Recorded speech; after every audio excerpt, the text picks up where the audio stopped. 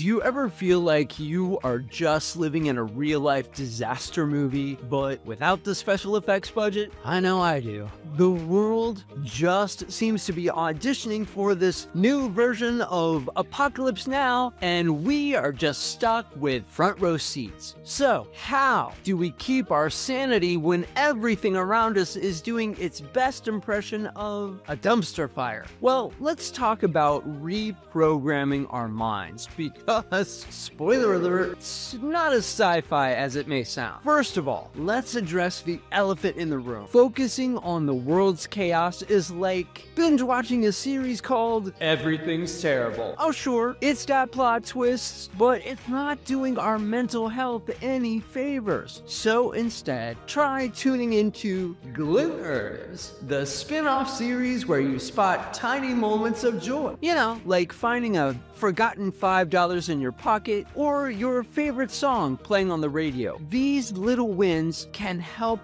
balance out that doom and gloom. Now listen, I'm not saying that we should ignore the world's problems and live in a bubble bath of denial, but constantly doom scrolling through bad news, it's like eating a diet of pure junk food. It's going to make us feel awful. So instead, sprinkle in some positive content. Follow accounts that make you laugh, inspire you, or at least don't make you want to crawl under a rock. Our brains absorb what we feed it, so give it something nutritious once in a while. And speaking of nutrition, let's talk about lemonading. No, it's not the Beyonce album. It's the art of turning life's lemons into, well, you know, you get it. When things go sideways, instead of throwing a pity party, try to find that silver lining, or at least a lesson. You know, it's like being the MacGyver of your own mental health, using whatever we've got to make the best of a sticky situation. And here is the plot twist. Helping other people can actually help us. When we lift someone else up, it has this boomerang effect of lifting our own spirits. It's like a 2-for-1 deal in the self-improvement aisle. Plus, contributing positively to the world, even in the smallest of ways, can make the bigger picture seem a little less bleak. So, while the world might feel like it's unraveling faster and faster every day, faster than a cheap sweater, remember, we have the power to change the channel in our minds. So focus on the good, lend a hand wherever you can, limit your news consumption, and don't forget to laugh at the absurdity of it all. After all, if we can't find humor in the chaos, we're just gonna be left with the chaos. And